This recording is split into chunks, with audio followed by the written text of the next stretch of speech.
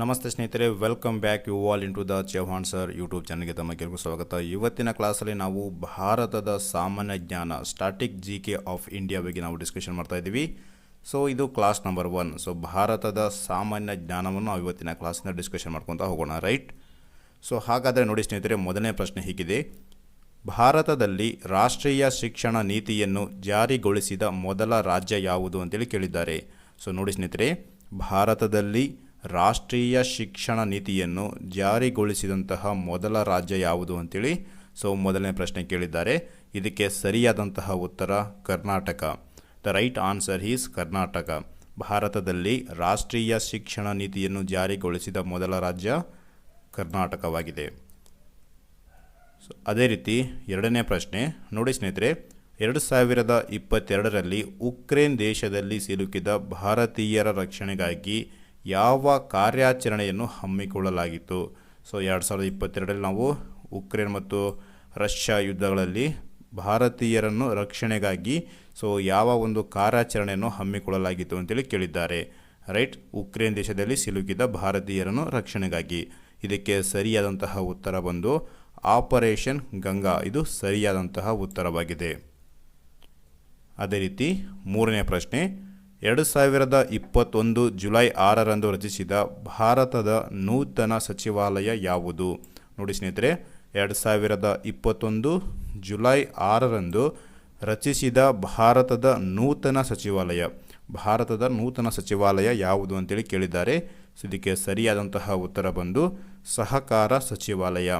ಭಾರತದ ಸಹಕಾರ ಸಚಿವಾಲಯ ಇದು ಸರಿಯಾದಂತಹ ಉತ್ತರವಾಗಿದೆ. ಅದೇ ರೀತಿ ನಾಲ್ಕನೇ ಪ್ರಶ್ನೆ, ಭಾರತದಲ್ಲಿ ಮನುಷ್ಯ ವಾಸ ಮಾಡುವ ಅತ್ಯಂತ ದೊಡ್ಡ ಕಟ್ಟಡ ಯಾವುದು? ನೋಡಿ ಸ್ನೇಹಿತರೆ, ಭಾರತದಲ್ಲಿ ಮನುಷ್ಯ ವಾಸ ಮಾಡುವ ಅತ್ಯಂತ ದೊಡ್ಡ ಕಟ್ಟಡ ಯಾವುದು ಅಂತೇಳಿ ಕೇಳಿದ್ದಾರೆ. ಸೊ ಇದಕ್ಕೆ ಸರಿಯಾದಂತಹ ಉತ್ತರ ರಾಷ್ಟ್ರಪತಿ ಭವನ, ನವದೆಹಲಿಯಲ್ಲಿರುವಂತಹ ರಾಷ್ಟ್ರಪತಿ ಭವನ. ಇದು ಸರಿಯಾದಂತಹ ಉತ್ತರ.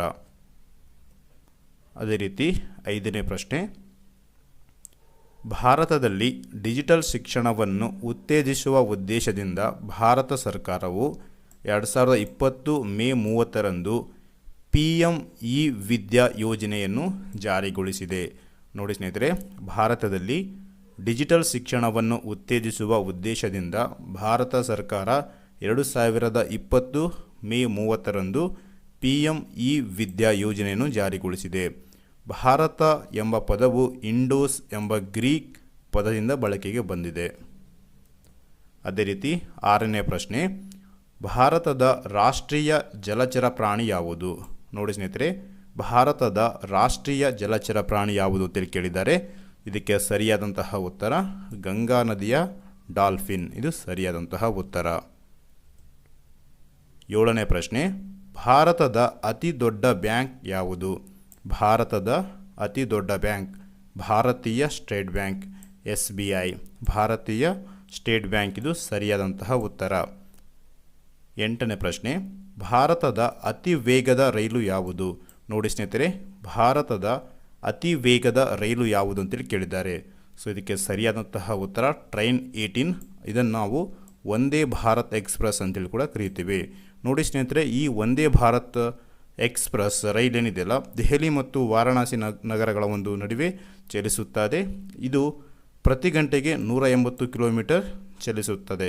ಸೊ ಇದು ಇವತ್ತಿನ ಕ್ಲಾಸ್. ನೆಕ್ಸ್ಟ್ ಕ್ಲಾಸಲ್ಲಿ ಮತ್ತೆ ಸಿಗ್ತೀನಿ.